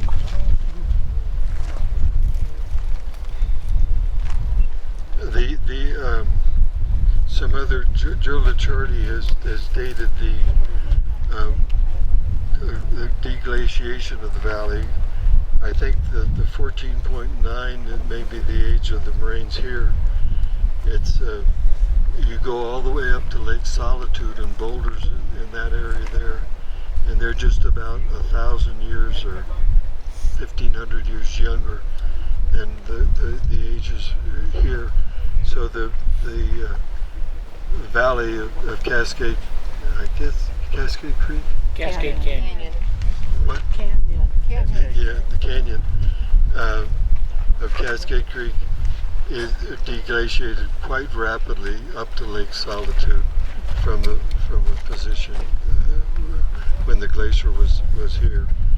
And this is consistent with, we know it's warming towards 11,000 years, so it makes sense that the deglaciation could be quite rapid. Quick question: how much of the depth of Jenny Lake do you feel is due to scouring versus loading or compression? This is all going to be basin sediment, right? That these big ice. Yeah. Well, I think sheets are sitting one on. factor is the alluviation of the whole valley with these gravels. If scooping was entirely responsible, it would look more like Phelps Lake, which is elongated parallel it wouldn't explain. to the glacier. Whereas the glacial flow wasn't. There had to be some compression, right? So that it makes sense that something other than the scooping action of the glacier is responsible for the shape, and that's why I think alluviation may be an important component. Again, these are all partially studied problems, but it's very clear that typically glaciers scoop parallel to flow, and Jenny Lake's an exception to that rule. And Dave Love is the first person that puzzled about this, particularly he presented it as a problem.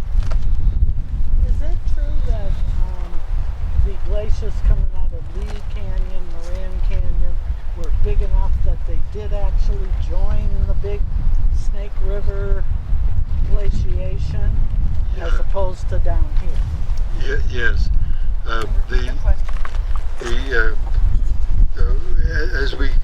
As we come north on the Teton front, down by the Teton ski area at Granite Creek, that's all south of the Pinedale limit of glaciation.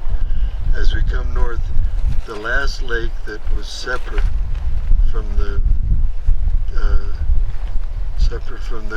greater Yellowstone glacial system is Jenny Lake, and the moraines that we were looking at the last stop were places that came down Lee Lake Canyon and joined the Yellowstone, greater Yellowstone glacial system.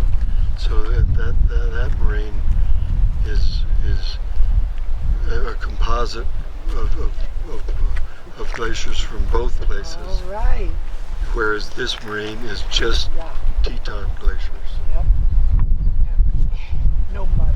Is that line that we see, first one above the lake line, is that the fault or is that just a slump?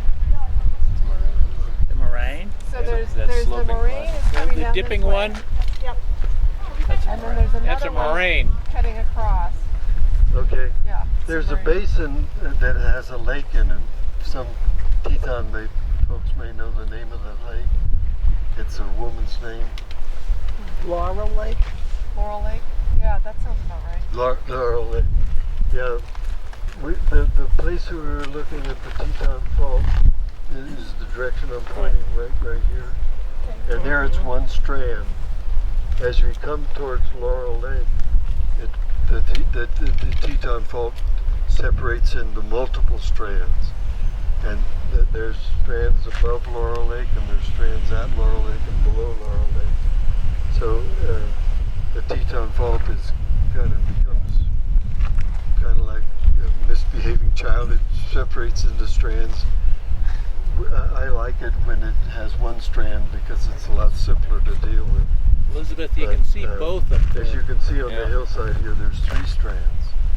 Okay, above your moraine, which is the dipping piece, you just go right straight up the hill, you'll see flat, kind of hummocky coming down, kind of 3 steps. I think that's the 3 fault scarps that he's talking about. Up behind it. Yeah, there's and particularly down valley from Jenny Lake. Yeah. There's a good view of the Teton Fault Scarp. It's got 3 strands. And the other thing that happens with the earthquake shaking and the unconsolidated sediment, you have slumping into the Teton Valley. And so some of the measurements you might make, we measured the total offset on the Teton Fault using various strands that were offset, and we ended up with 3 times the actual 65 feet of stratigraphic offset. So that there is kind of a collapse into the valley issue that's also involved in fault scarps. Yes. I'm a non-geologist in this group, and at the risk of having these geologists go me to Jenny Lake and tell me a question, but I just, in my mind, it's an amazing amount of force. And the weight of the ice up there, coming down, will bulldoze out that much dirt, and put up here and over there. Over what period of time are we talking about? It just strikes me. That is really an amazing construction zone. I did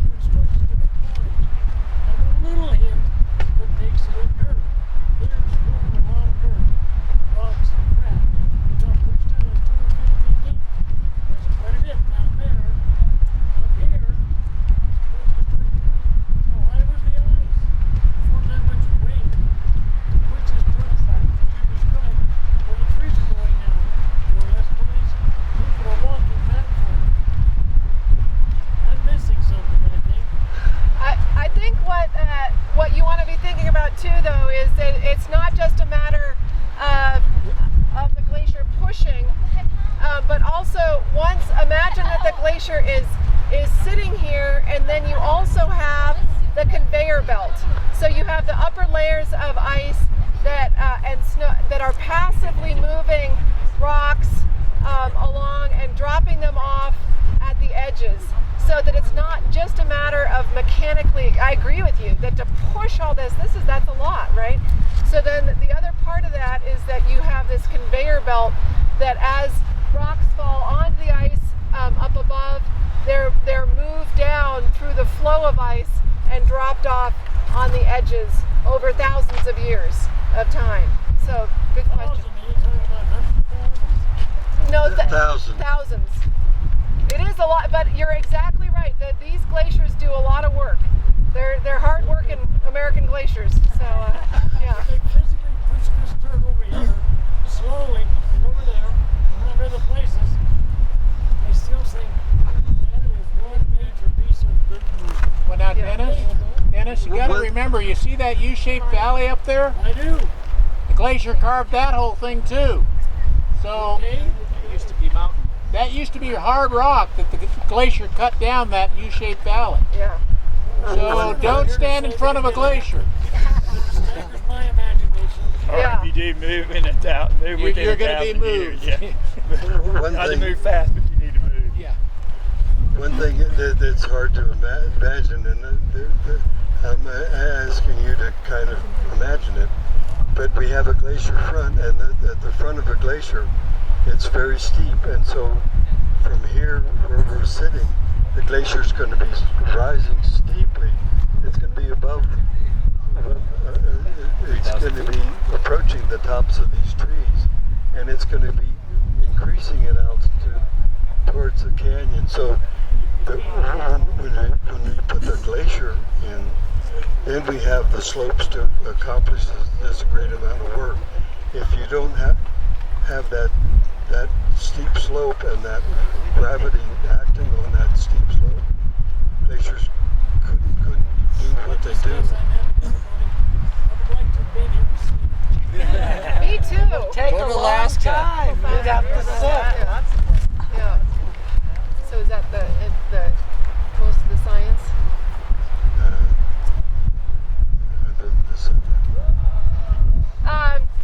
So I just wanted to, I know you guys have been patiently waiting all day. I just wanted to take a minute and just acknowledge this concept of legacy. So I'm standing here and I'm wearing my grandfather's belt buckle from the USGS with my dad, who has spent his career, so 50 years, understanding the complexity of this landscape. And that is not common, especially these days. People want to read a tweet and understand what's going on in the world. And sometimes you just can't do that. And that's the case with the geology in Jackson Hole. And talking with folks like John, this is literally just the skin of the surface of the history of the geology of Jackson Hole. And it's wonderful and it's complicated, and we need to appreciate that complexity and the depth of understanding that can only come through 50 years of study. And so I wanted to acknowledge that. I also wanted to acknowledge, as geologists, I think more than most folks, we do understand legacy, and that the geologists of Jackson Hole and your amazing organization are doing a great job promoting science, not just in Jackson, but in the whole region.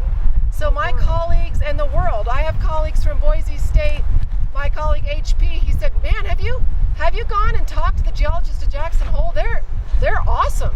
They're really doing great stuff. And you are preserving, not only preserving that legacy, but promoting new science. And so I just, hands off to the geologists of Jackson Hole. So thank you guys for all you're doing. So thank you very much.